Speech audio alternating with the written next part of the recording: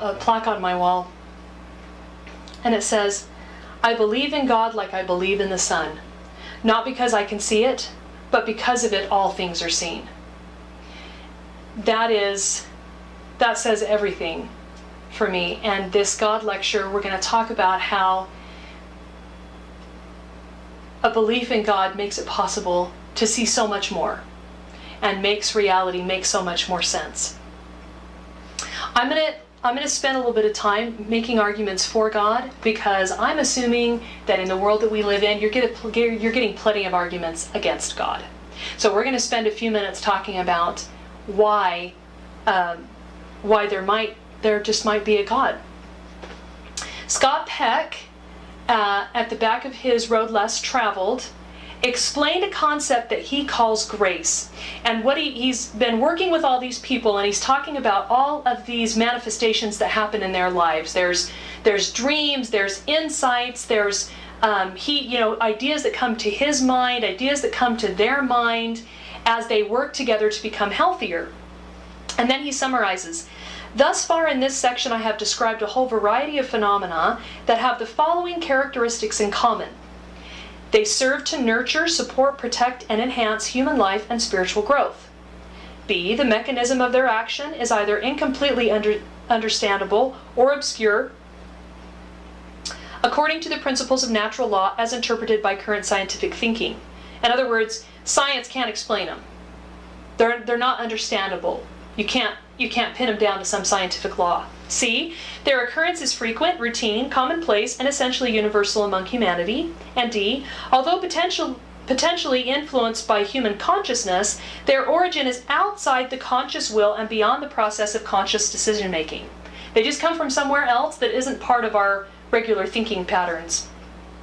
He goes on, "Although generally regarded as separate, I have come to believe that their commonality indicates that these phenomena are part of or manifestations of a single phenomenon, a powerful force originating outside of human consciousness which nurtures the spiritual growth of human beings. For hundreds and even thousands of years before the scientific conceptualization of such things as immune globulins, dream states, and the unconscious, this force has been consistently recognized by the religions, who have applied to it the name of grace and have sung its praise, amazing grace, how sweet the sound." So what he's saying here is, my experience as a psychologist coming into this cold and not necessarily a theist, at this point he is, but he wasn't always, what I've decided is that there's all these things that happen when I'm working with people that tend to make them healthier. That their growth and their health and wholeness, their happiness and success seem to be the goal of this force. And that's one way of saying there's something outside of ourselves that wants us healthy. And that's the beginning of an argument for God. C.S. Lewis talks about the nature of God. He wants to describe the kinds of gods that people could believe in. And he prefaces all this by saying that throughout history, most people in most civilizations have believed in a God. So first of all, if you're going to say there's no God, you've got to discredit most of the human beings that have ever lived. Now, a lot of people do that by their intellectualism. They say how smart they are, and those people were stupid, and that's why we know better than to believe in God. You could do that, but you would be going against what most people have always believed. So he says there's two first divisions of God, about God. Either you don't believe in him, or you do believe or you do believe in God. And if you do believe in God, there's two different kinds of God you can believe in. You can believe in a God that's what we call beyond good and evil. Okay? It says, this philosophy says that we as human beings say that some things are good and some things are evil. And we talked a little bit about this in our truth lecture. But that's only because we're not smart enough. If we were to get smart enough, we would recognize that all truth is subjective. That if I say it's good weather, you say it's bad weather. If I say, I'm happy about the divorce, you say the divorce was bad for you. So there's not really any good or evil. There's just things that you and I as human beings like and don't like. He says, he has arguments against this, but he calls it pantheism. This basically says that God is the universe. And he says, as far as he can tell, this is the Hindu belief. The opposite is to believe that God is good only. He is a God who takes sides and loves good and hates evil. And the Western traditions all believe in this kind of God. The Jews, the Muslims, and the Christians all believe in a God that is good only, that he is not the origin of evil, that evil is outside of him. Lewis also says Christianity is a fighting religion, and you could say this of any religion that believes in a God of goodness. It thinks God made the world, that space and time, heat and cold, and all the colors and tastes, and all the animals and vegetables are things that God made up out of his head, as a man makes up a story. But it also thinks that a great many things have gone wrong with the world that God made, and that God insists very loudly on us putting them right again. Now, if you believe in a God that's good only, then you're presented with a problem. The universe contains much that is obviously bad and meaningless, and contains creatures like ourselves that are bad and that have this idea of right and wrong. So you can look at this two ways. You can say that and he says the Christian view is that this is a good world that's gone wrong. You can look at it that way. You can say it started out good and went bad for some reason, or you can believe in what he calls dualism, which means that there is a God and he's good and that's the one we love, but there is a God that's evil and they're fighting it out. And there's evil in this world because there's a God that represents evil. Now, his argument against the second, against dualism, is that if we as human beings like one God over the other, that is to make a value judgment. That is to say that this God is right because good is what's right. And if we make that value judgment, then there's something above the good and evil. See, what would happen if there was just a God of good and a God of evil is that some people would really love the God of evil and fight for him. And you could kind of say that they kind of do.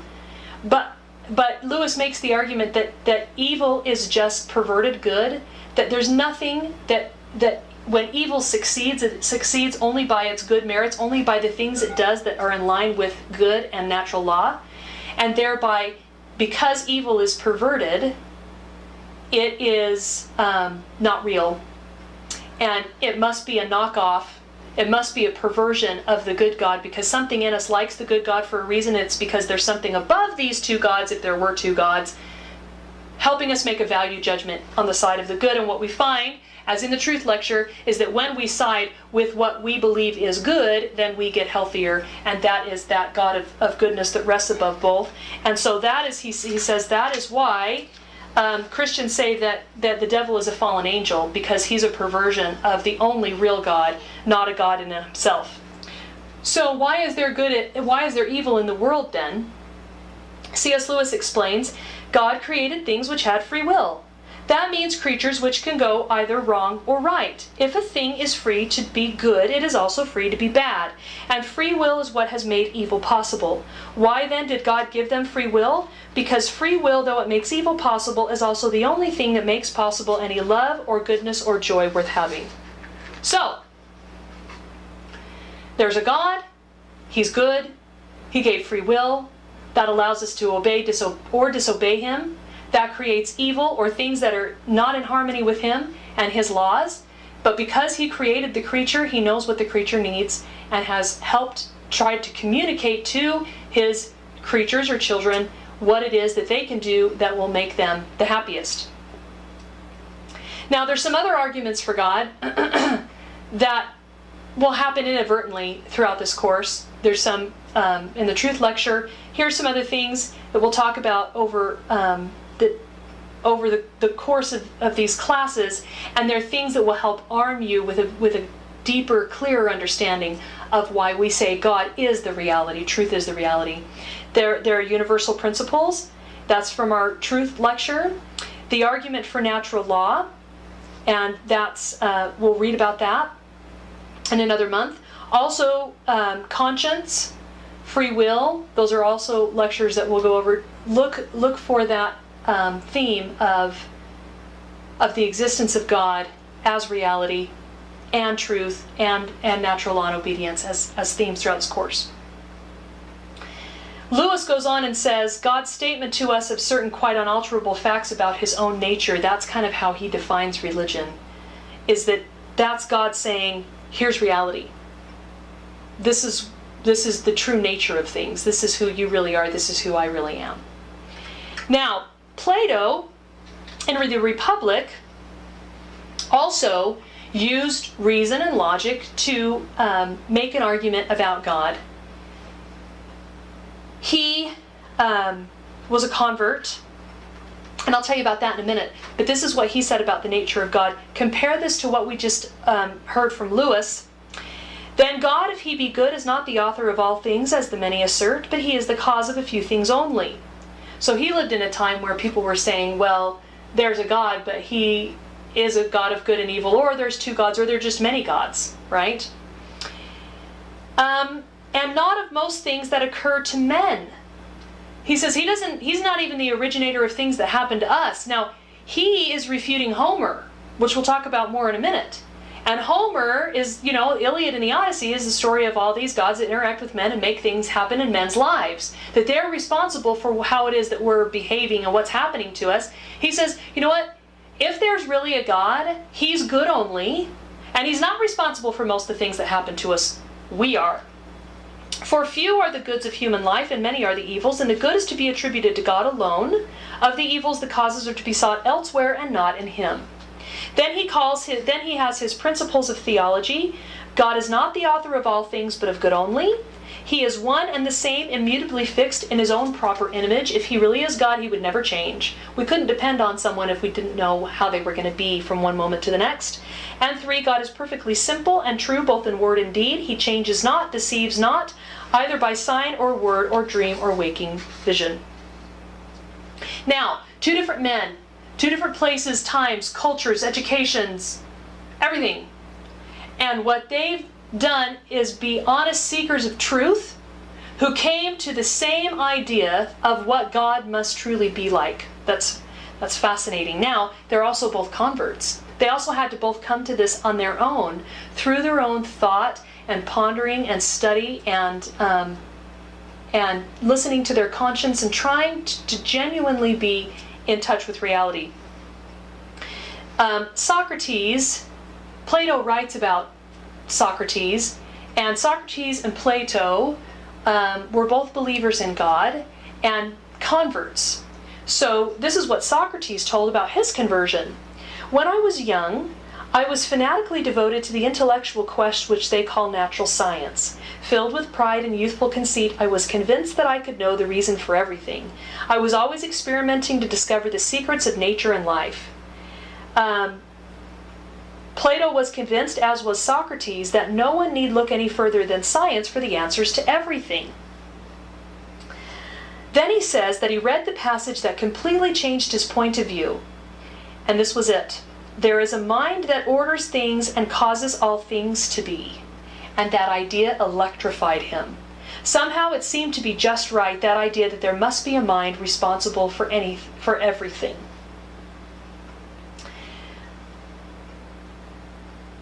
It made more sense. It made things click into place, and it made sense of his conscience. It made sense of his mind, his heart.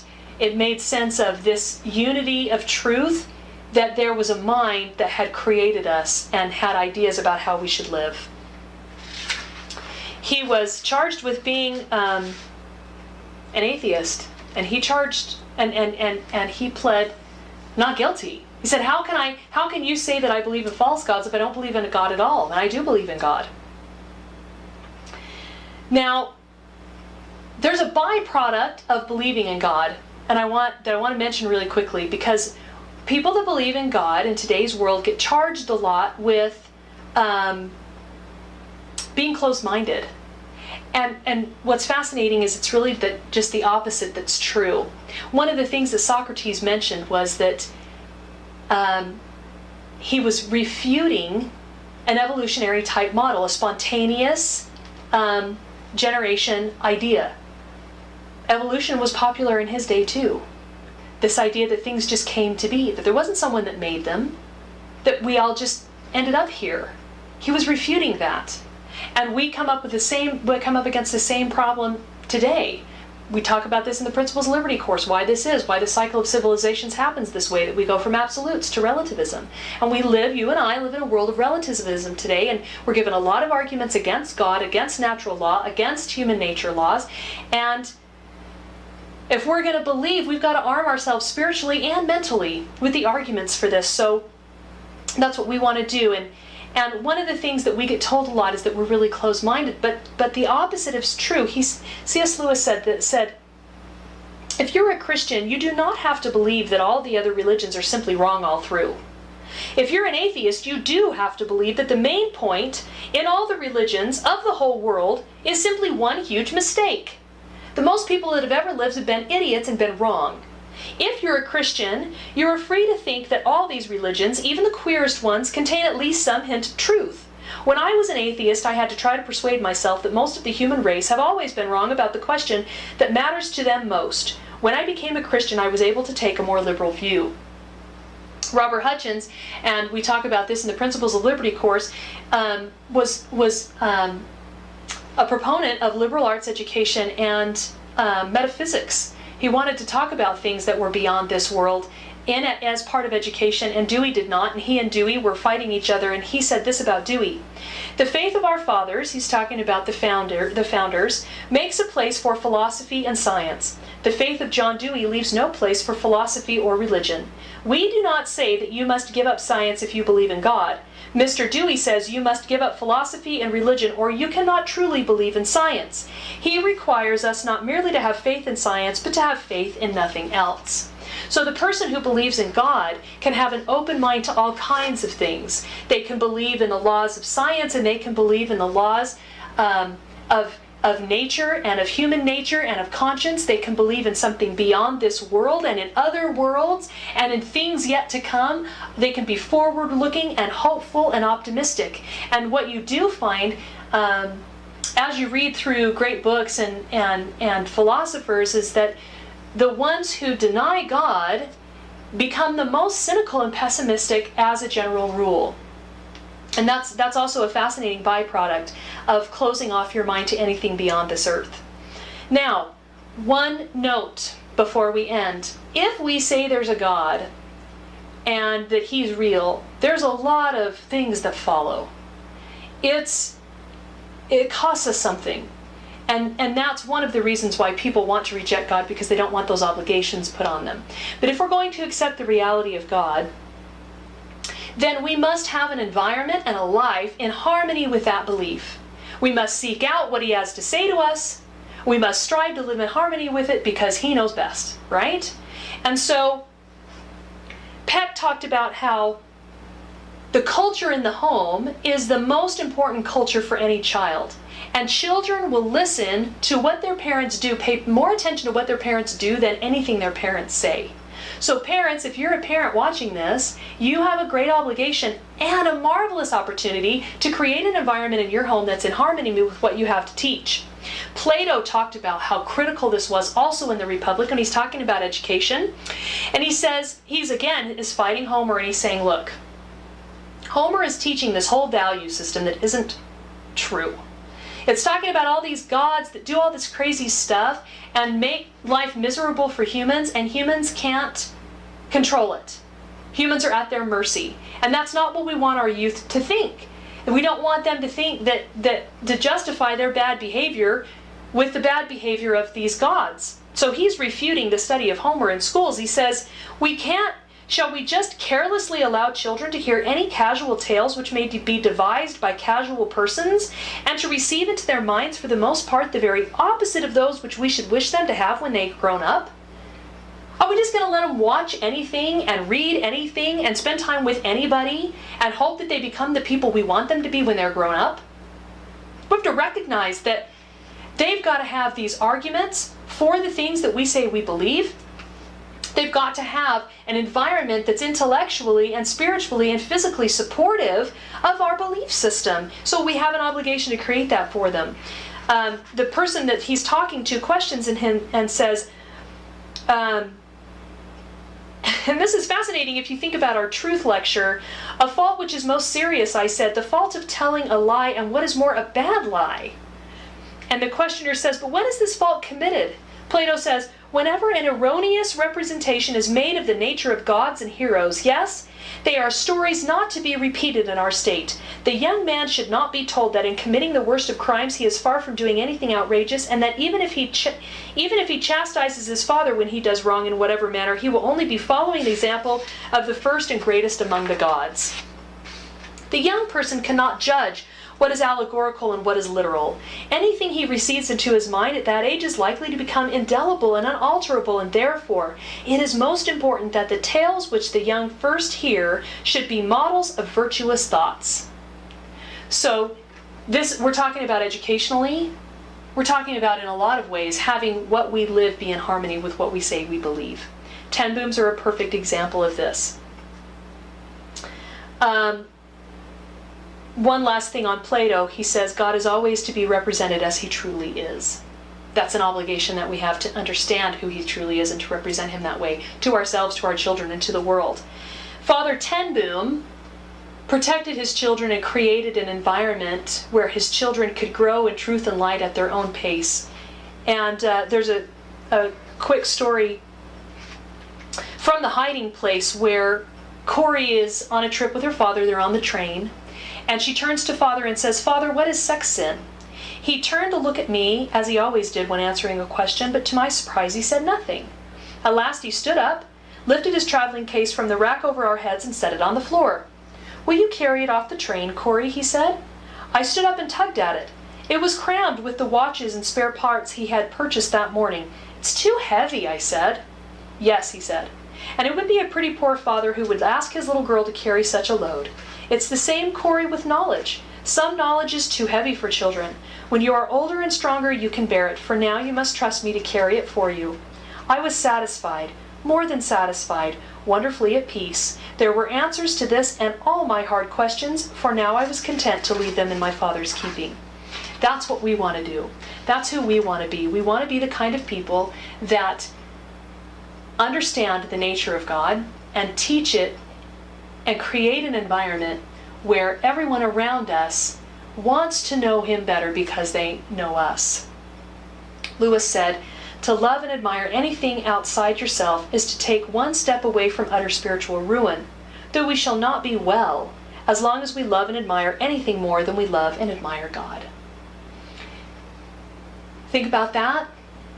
Write down your thoughts and ideas and questions, and we'll see you next class.